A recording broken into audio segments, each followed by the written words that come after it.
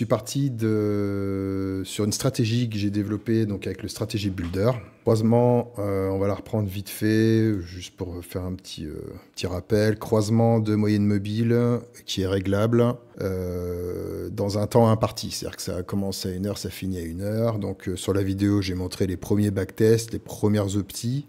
Et là, en fait, avec ChatGPT, le but, c'est de l'améliorer. De l'améliorer autant sur le côté visuel que sur le côté fonctionnalité, quoi. Déjà, il y a une chose que j'aimerais mettre en garde les gens qui vont peut-être bidouiller leur NinjaTrader, peut-être bidouiller dans NinjaScript. Si vous n'êtes pas averti et si vous n'êtes pas grand connaisseur, il faut que je vous dise quand même quelque chose. Dans NinjaScript Editor, il se peut que parfois vous ayez des erreurs ce qu'on appelle des erreurs de compilation, donc des erreurs de codage. Et ça, en fait, ça peut complètement bloquer la plateforme. Ça veut dire que si vous avez codé un indicateur ou un algo, il y a une erreur de codage dedans, il n'y aura plus rien qui va se lancer en termes d'indicateur et ça va tout bloquer, en fait. Donc là, ce qu'il faut faire, c'est aller dans NinjaScript Editor, vous allez dans l'algorithme ou l'indicateur qui pose problème et vous le supprimez. Soit vous trouvez un moyen de le réparer pour qu'il se compile correctement. Quand je dis compiler correctement, c'est quand il n'affiche pas des erreurs. Ou alors vous le supprimez. En le supprimant directement là-dedans, au moins vous allez pouvoir relancer votre plateforme et quand même pouvoir trader. Donc ça, c'est quand même important. C'est une notion que j'ai envie quand même de vous dire parce que apparemment il y a des débutants qui se lancent là-dedans et j'ai pas envie d'avoir des milliards de messages sur le Discord en mode ouais, ma plateforme est plantée. Voilà. Donc l'idée, c'est quoi? C'est de prendre ChatGPT. Alors moi, j'utilise le 5, je paye un abonnement. D'utiliser ChatGPT, de mettre le code qu'on a généré dedans. Alors pourquoi, vous allez me dire, tu n'utilises pas directement ChatGPT, tu ne lui demandes pas de te faire un bot? Parce que je préfère quand même développer un premier code de base et lui envoyer pour qu'il parte sur de bonnes bases. Vous savez, un ChatGPT, une discussion de GPT, ça s'éduque. Et au fur et à mesure qu'on va avancer dans notre développement, il va trouver des erreurs, il va il va réparer des erreurs que lui-même a faites, etc. Et tout ça, en fait, vous allez éduquer ChatGPT au fur et à mesure. Et lorsque vous aurez des heures et des heures de conversation avec lui sur ce même sujet, à la fin des fins, il ne fera plus d'erreur, en fait. Quand vous lui demanderez quelque chose, moi, c'est le cas aujourd'hui, quand je lui demande quelque chose dans une conversation que j'ai créée depuis un moment sur ça, eh bien, quand je lui demande quelque chose, il me le fait et il n'y a quasiment plus d'erreur. Donc voilà, ça, c'est quand même quelque chose qui est vraiment sympa. Là, j'ai recréé une conversation toute neuve, vraiment pour partir de zéro. Et donc, la première chose qu'on va faire, c'est, vous avez plusieurs choses que vous pouvez faire. Vous pouvez voir le code, mais le problème, c'est qu'en choisissant cette action, vous n'allez que pouvoir le voir, vous n'allez pas pouvoir le modifier. Donc l'idée, c'est de le déverrouiller ici. Mais une chose importante à savoir, je vais le faire tout de suite d'ailleurs, là il vous met un petit message, comme quoi si vous déverrouillez le code, vous allez perdre la partie Strategy Builder. Donc le mieux, c'est de revenir au début ici, d'aller dans la stratégie et de faire un save as, et par exemple de mettre YouTube V2.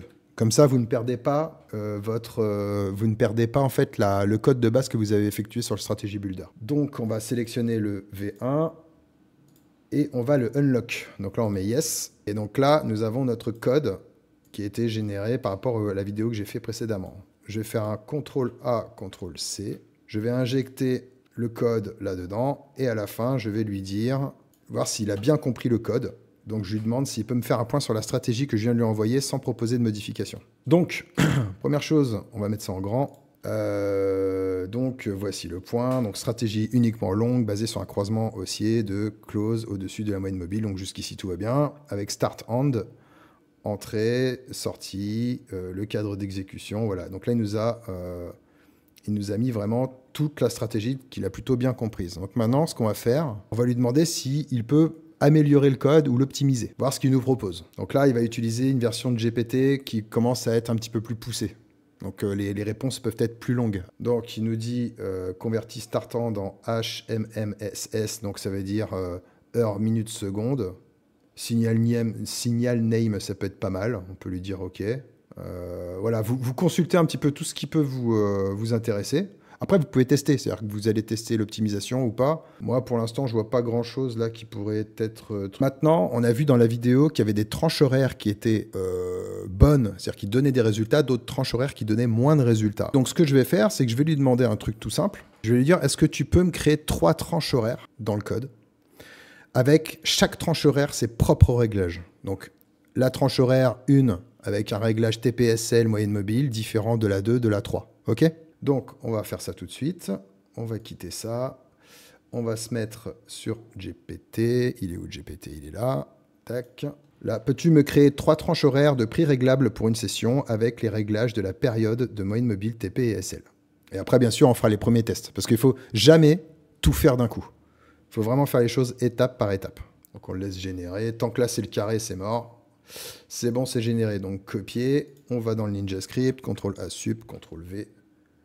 On colle. On va aller voir maintenant, toujours dans notre algo ici. Alors là, il nous l'a renommé. Vous voyez, il a mis 3 segments, du coup.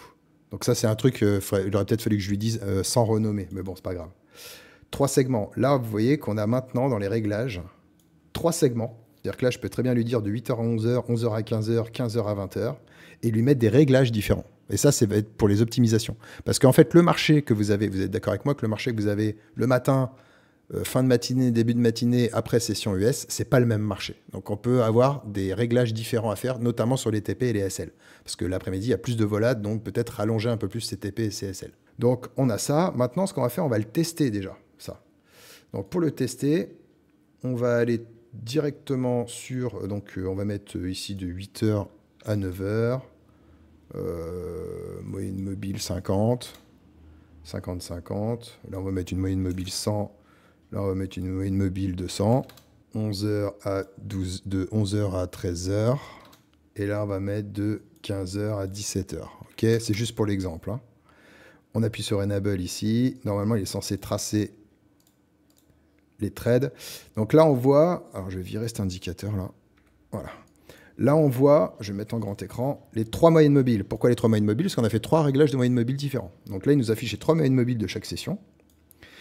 Et là, on peut voir que nous avons bien des trades de 7h à 9h, de 11h à 13h, et ensuite de 15h à 16h. Et ça, vous pouvez regarder sur toute la durée, ce sera la même chose. Ça vous permet de créer des fenêtres. Par exemple, si vous avez des news l'après-midi, etc., au moins, voilà. Donc ça fonctionne, qu'il n'y a pas d'erreur dans le code et pas d'erreur sur le graphique. Ce que je vais faire, c'est je vais rendre un petit peu plus sexy le bot. Donc là, on va commencer à rentrer dans le dur. Je veux qu'il affiche des infos sur le chart lorsque j'active le bot. Donc là, ce que j'ai préparé, c'est je veux que tu affiches dans un des coins de l'écran au choix, donc soit en haut à gauche, au milieu, à droite, etc., une fenêtre où dedans tu m'affiches le TP, le SL choisi, ainsi que le réglage des 3 tranches horaires. Le nom du compte, de la stratégie, le PNL latent, le PNL de la session et l'heure. D'ailleurs, on va enlever l'heure parce que ça va peut-être commencer à faire beaucoup. On l'envoie. Donc là, on risque d'avoir des erreurs. Et c'est très bien qu'on ait des erreurs. Parce qu'en fait, à lui faire réparer ses erreurs, ça va l'éduquer toujours un peu plus. Copier. CTRL-A. CTRL-V. On compile. Voilà. Et on a des erreurs. Et ça, c'est très bien. Ça vous montre un peu. C'est le côté pédagogique. Là, je vois qu'il y a Seb qui est là, les vrais codeurs, hein, ceux qui ont vraiment une grosse compétence, ce qui n'est pas du tout mon cas. Eux, ils vont aller se débrouiller avec ce qu'ils ont et ils vont aller chercher directement dans le code et ils vont le réparer. Maintenant, moi, ce que je fais une petite impression écran et je lui envoie directement. Je lui demande rien d'autre, hein. Je fais juste que lui envoyer. Et là, il nous explique les soucis. Donc, il nous donne des patchs à modifier. Veux-tu que je t'envoie la version corrigée complète du code HUD, prête à compiler sous NT8? Et là, je lui réponds tout simplement oui. Voilà, code corrigé, copié.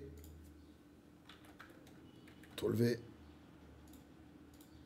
Bon, bah, il aura fallu qu'une fois pour ce coup-là. Donc là, il n'y a plus d'erreur de truc. Et en fait, ce que je voulais vous expliquer tout à l'heure en termes de prévention, c'est que si vous avez des erreurs comme ça, que vous coupez votre Ninja, quand vous allez rallumer, il n'y aura rien qui fonctionnera. Et là, il nous voilà, show HUD, top left. Donc on va le mettre par exemple au centre, enfin en bas, on va le mettre en bas à gauche, allez, en bas à gauche. Enable, appliquer, OK. Et là, on a notre... voilà, vous avez vu un peu la rapidité pour faire ce truc, en fait. C'est incroyable. Donc là, on a nos segments. Alors, il n'est pas très beau. Après, vous pouvez le rendre plus beau en lui disant, je veux un fond noir, je veux un truc comme ça. S1, S2, S3, donc c'est juste mes tranches horaires. Le réglage de la moyenne mobile, le réglage du TP, le réglage du SL par tranche horaire. On est sur le compte SIM 101, la PNL latente et la PNL jour.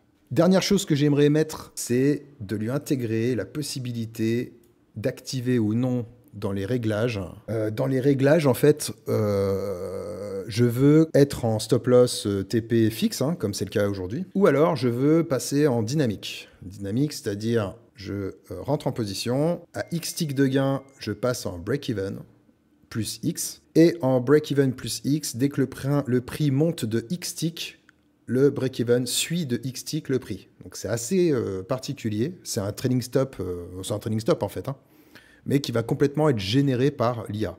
Si activé, TPSL annulé, et on passe sur une stratégie de mise à BE. On va voir ce qu'il va nous dire. Et en fait, ça, pour ajouter au fur et à mesure les choses, mais ça, c'est pour du backtest, en fait. Et une fois que vous avez trouvé un bon réglage, une bonne technique, les moyens de prendre les stop-loss, les machins, que des achats et tout, vous refaites un bot avec que ces réglages. Comme ça, vous avez un bot léger. Prise en compte, ajout du mode optionnel BE plus trading top pas à pas de X-Tick. Si désactivé, TPSL par tranche comme avant. C'est exactement ce qu'on veut, déjà dans l'explication. Maintenant, on va voir s'il va arriver à le faire.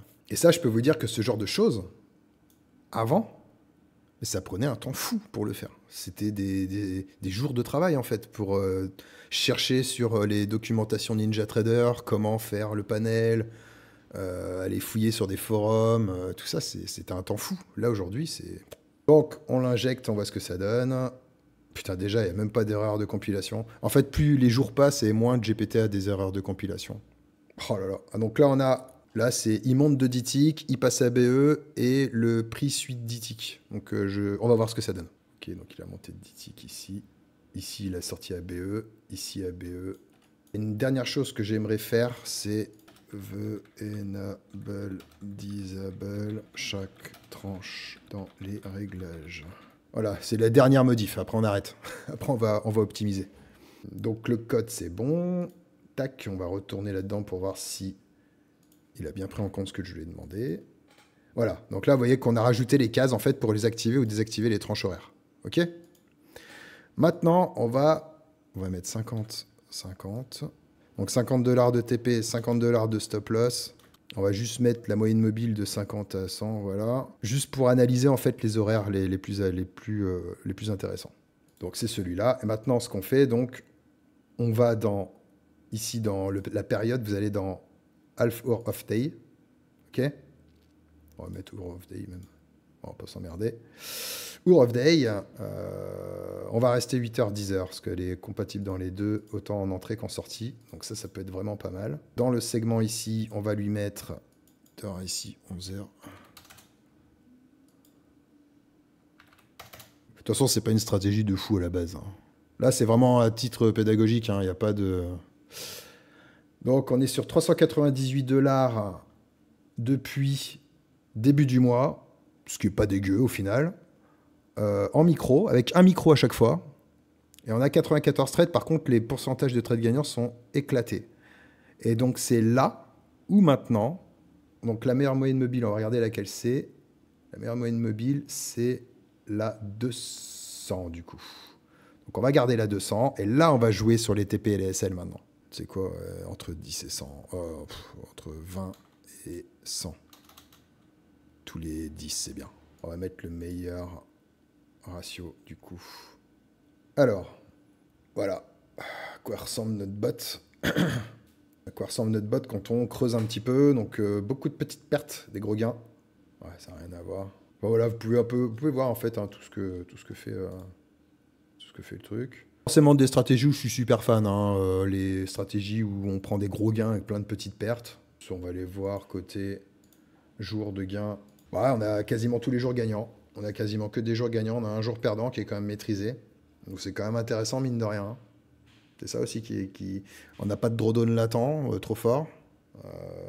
Voilà, donc ça c'est pas mal, hein, au final. Mais il faut savoir regarder son bot se prendre plein de petits stops, quoi. Donc là, le stop, il est à 70 TP 90 $. Maintenant, on va tester un autre truc. On va tester le BE Enable Disable. Donc on va rester sur la même tranche horaire, on va pas la changer. On va commencer à taquiner le BE. On va le mettre ici entre 10 ticks et 100 ticks. Ouais. Un incrément de 10. Mais après, le problème, c'est qu'on n'a pas assez de réglages là. Normalement, il nous faudra un réglage d'offset, un réglage de je mets à plus combien et un réglage de trailing. Là, il nous a tout compté en même temps, donc je ne sais pas ce que ça va donner, hein. On va se remettre en mode courbe. Soit il y a en fait un travail à faire sur le BE ici. Bon, bah, j'espère que ça vous a plu en tout cas pour Le petit jamais, hein, vous avez des erreurs de compile et que vous n'arrivez pas à vous en sortir, vous allez dans Ninja Script et vous supprimez le code, hein, que vous avez créé. Comme ça, au moins, ça sort du problème. Allez, on se tient au jus, à plus.